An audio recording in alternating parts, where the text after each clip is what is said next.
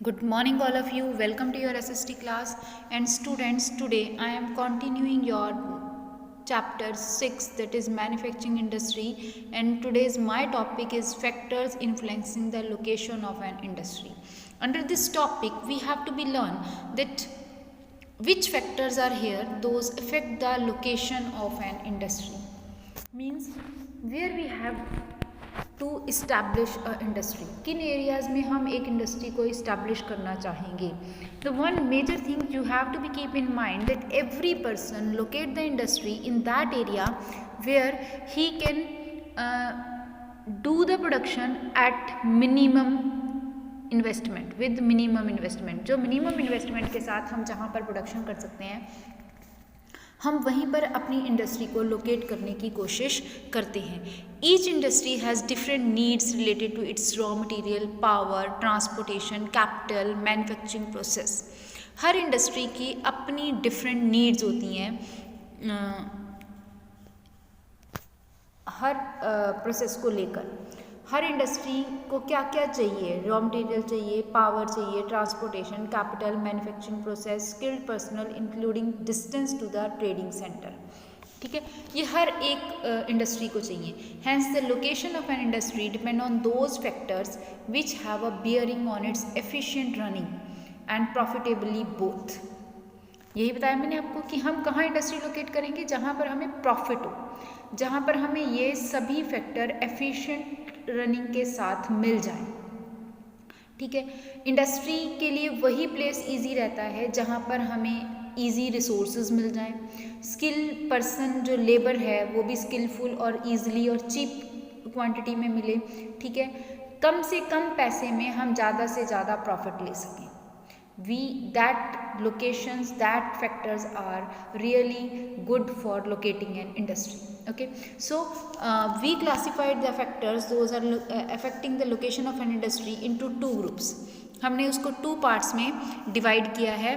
One is geographical factors and the second is economical factors. Just a minute. One is geographical factors and non-geographical factors. हमारे पास दो parts हैं इसके. One is geographical factors and second is non geographical factors. Under the geographical factors we have to be discuss the factors like land, climate, availability of raw material, means of power in order to reach the market and also the sources where raw materials are available. अब हम क्या कर रहे हैं, geographical factors का मतलब है कि बाय नेचर कौन कौन से फैक्टर किसी इंडस्ट्री की लोकेशन में हमारी हेल्प कर रहे हैं.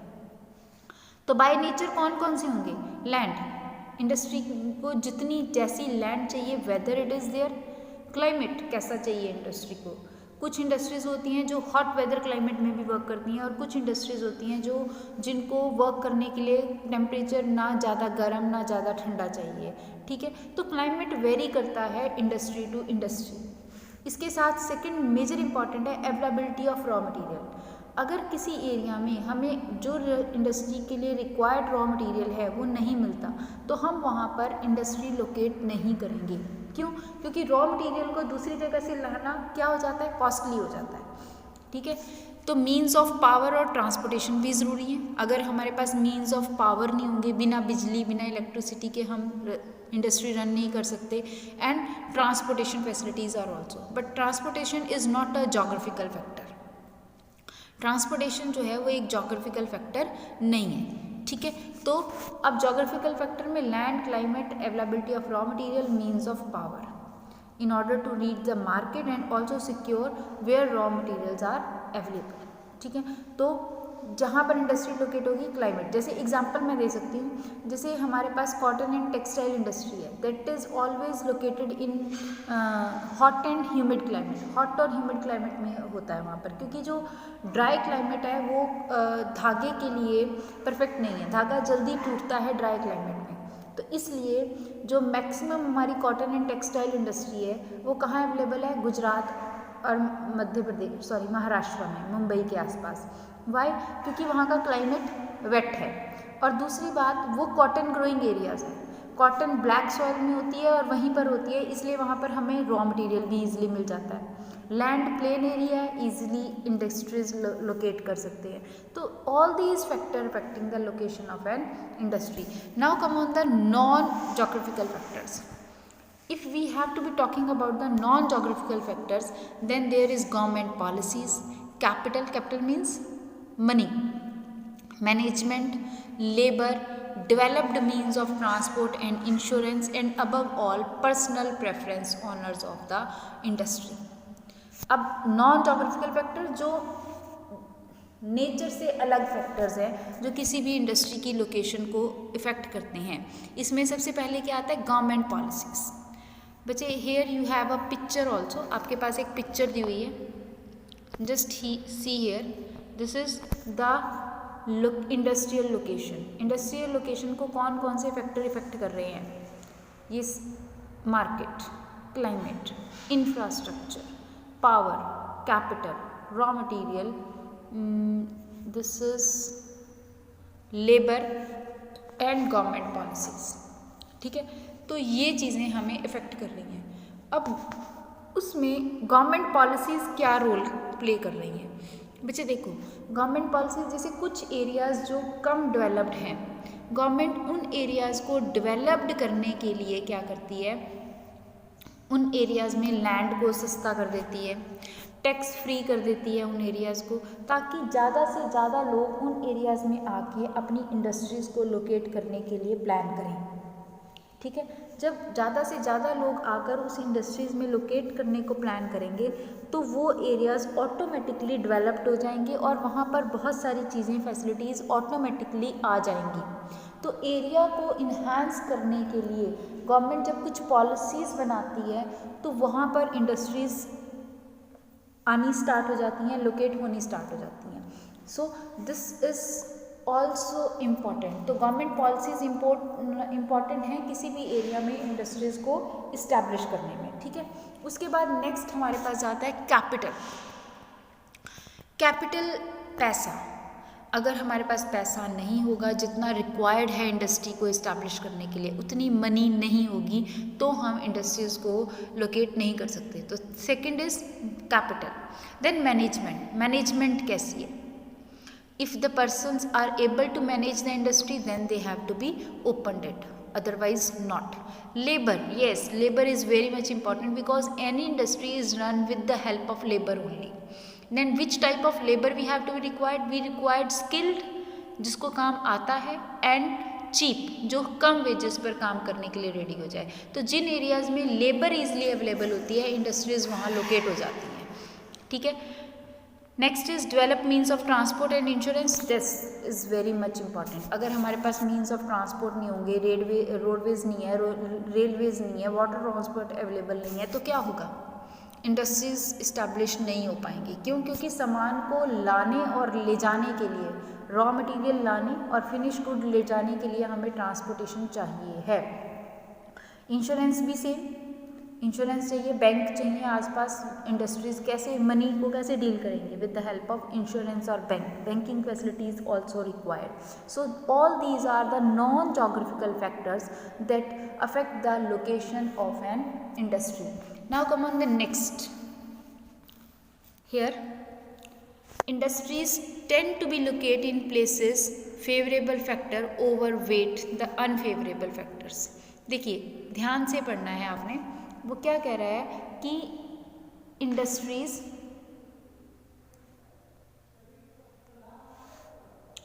Tend to be located at places. कहाँ लोकेट होती हैं, where favourable factors overweigh the unfavourable factors. जहाँ पर फेवरेबल फैक्टर्स ज़्यादा होते हैं और अनफेवरेबल फैक्टर्स कम होते हैं. देखो, कहीं भी इंडस्ट्री स्टैब्लिश करेंगे कुछ ना कुछ तो अनफेवरेबल रहेगा, बट फेवरेबल ज़्यादा है, वहाँ पर हम इंडस्ट्री को लोकेट करेंगे.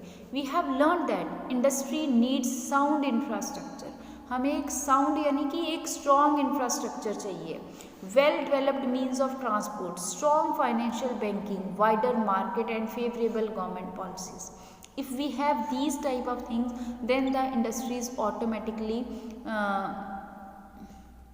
then the industries automatically run in a particular area. It has also been observed that in order to take advantage of these favorable factors, अब इन फेवरेबल फैक्टर्स को के एडवांटेज लेने के लिए other industries also goes attracted to that regions, making it a cluster of industrialisation industrial units. क्या होता है कि जहाँ पर हमें सारी फेवरेबल क्लाइमेट्स मिल रही हैं वहाँ पर हम अपनी इंडस्ट्री को इस्टेब्लिश कर देते हैं, और इससे वो रीजन्स कुछ और इंडस्ट्रीज़ को भी अपनी तरफ अट्रैक्ट करते हैं। जब वो कुछ और रीजन्स को अपनी तरफ अट्रैक्ट कर रहे हैं तो क्या हो रहा है, वहाँ पर बहुत सारी 4, 5, 6, 7, 8 इंडस्ट्रीज़ इकट्ठी हो गई हैं। Then that region making it a cluster of industrial units, तो वो रीज़न जो है वो एक क्लस्टर यूनिट बन जाता है, making a cluster of industrial units which lays down the formation of industrial reason, जिसकी वजह से वो एक एरिया जो है वो इंडस्ट्रियल रीजन में टर्न हो जाता है, औद्योगिक प्रदेश। ठीक है, एग्जाम्पल हमारे पास वर्ल्ड में eastern region of North America, ये इंडस्ट्रियल रीजन है। Silicon Valley of North America also industrial region. Western and eastern Europe, eastern Asia, southern and south eastern Asia, all these are what, all these are industrial regions. Students, you have to be learn these industrial regions, आपको ये industrial regions learn करने हैं। Here the definition of industrial region is, definition क्या है industrial region की, it is given here.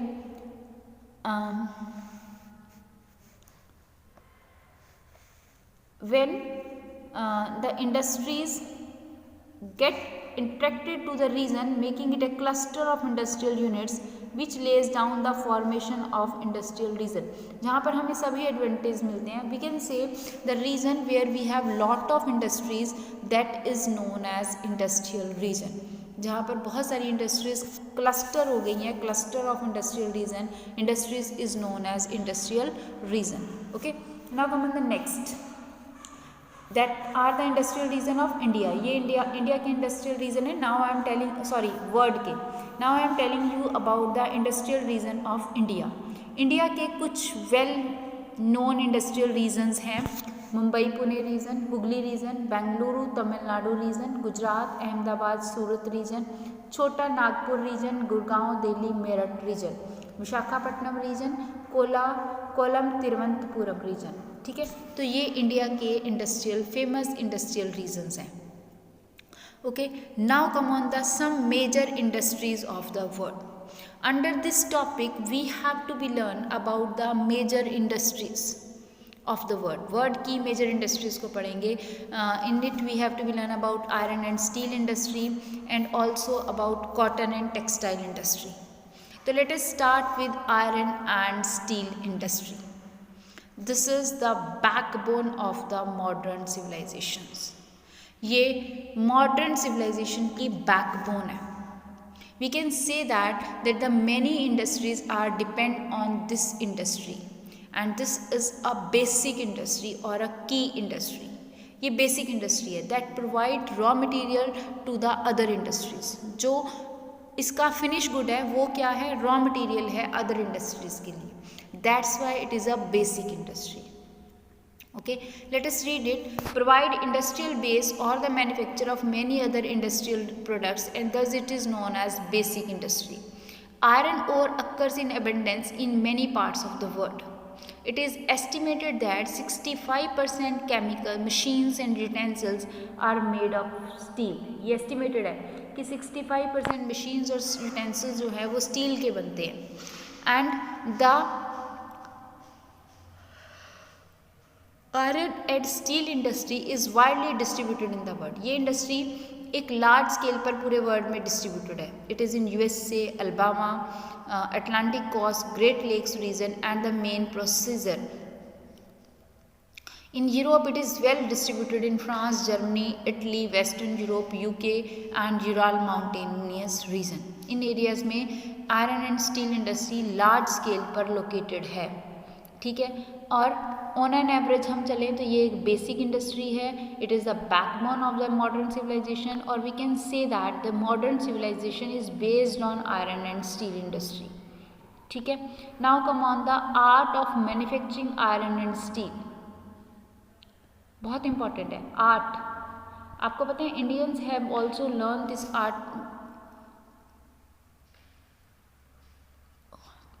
Indians ने भी इस आर्ट को बहुत पहले लर्न कर लिया था, ठीक है।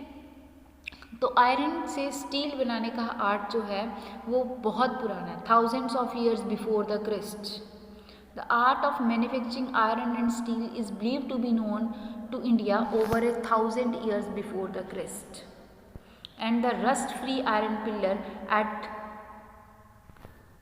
Dinar in Delhi is Minar in Delhi at Qutub Minar in Delhi is a standing proof of the quality of iron produced in this country। मैं आपको बता दूं, हम आयरन और हम गुड क्वालिटी का आयरन प्रोड्यूस करते आ रहे हैं from our ancient time period. इसका सबसे बड़ा एग्जाम्पल क्या है, दिल्ली में कुतुब मीनार के सामने महरौली में आयरन पिलर है। Still this iron pillar is standing in the open climate, open climate में खड़ा है जिसमें बारिश पानी सब कुछ गिर रहा है, और आप सबको पता है कि अगर हम लोहे को पानी में रखेंगे तो उसको जंग लग जाता है। बट ये जो आयरन है, ये जो आयरन पिलर है वो अभी तक इसमें जो रस्टिंग है, जो जंग है वो नहीं लगा, अभी तक रस्टिंग नहीं हुई है, और ये बता रहा है कि we are producing the very good quality of iron and steel. Okay, तो Delhi standing proof of the quality of iron produced in the country. And the very first steel plant that established in our country is in 1907, that was established by Tata Iron and Steel at Sakchi Jamshedpur. Jamshedji Tata ने सबसे पहले जमशेदपुर में ये iron and steel plant लगाया था, and उनके name पर ही इस एरिया का नाम जमशेदपुर पड़ा है। नाउ इन झारखंड स्टेट, अब ये झारखंड के स्टेट में है। At present India grants 180 minor plants spread all over the country. 180 minor plants हैं हमारे कंट्री में। Beside important steel manufacturing centers are Indian Iron and Steel Corporation in Bengal। इसके साथ साथ हमारे पास बहुत सारी आयरन एंड स्टील कॉरपोरेशंस हैं, and we have the plants both in public as well in private और जॉइंट सेक्टर। हमारे पास जो आयरन एंड स्टील प्लांट्स हैं वो पब्लिक सेक्टर में भी हैं, प्राइवेट सेक्टर में भी हैं और जॉइंट सेक्टर में भी हैं। तीनों में ही हमारे पास iron and steel plants available हैं। ओके, तो ये हैं हमारे आयरन एंड स्टील प्लांट्स। हमारा जो स्टील प्लांट पब्लिक सेक्टर में है that is in Bhilai in Chhattisgarh, Durgapur in West Bengal, Durgapur West Bengal में और Bhilai in Chhattisgarh. 30 plants are in public sector, ये हमारे पब्लिक सेक्टर के प्लांट्स हैं। तो this all is about your iron and steel industry. बहुत सारे अदर प्लांट्स भी हैं हमारे कंट्री में जो लार्ज रिजर्व्स हैं, छोटे मोटे large reserves of iron ore हैं, एंड कोल और limestone. They are essential raw material use in manufacturing of iron and steel industry, और ये हमें आयरन एंड स्टील इंडस्ट्री में रॉ मटेरियल यूज़ करने के लिए देते हैं। ठीक है, अब mainly we have to be learn about the Tata Iron and Steel Company. अब हम मेनली किसके बारे में पढ़ेंगे? Tata Iron and Steel company कहाँ पर लोकेटेड है, क्यों इसको वहाँ पर लोकेट किया गया, what is the main characteristics of this Tata Iron and Steel company, that is in the next page. And students, one more thing, this TISCO, the Tata Iron and Steel Industry is come under the private sector, ये हमारी private sector की industry है। ठीक है, तो let us read about Tata Iron and Steel Company that is in Jamshedpur, जिसमें मैंने आपको बताया कि it was established in 1907, the first plant establish in our country. But today I am not discussing it, we will discuss in the next video. Till then, goodbye, thank you.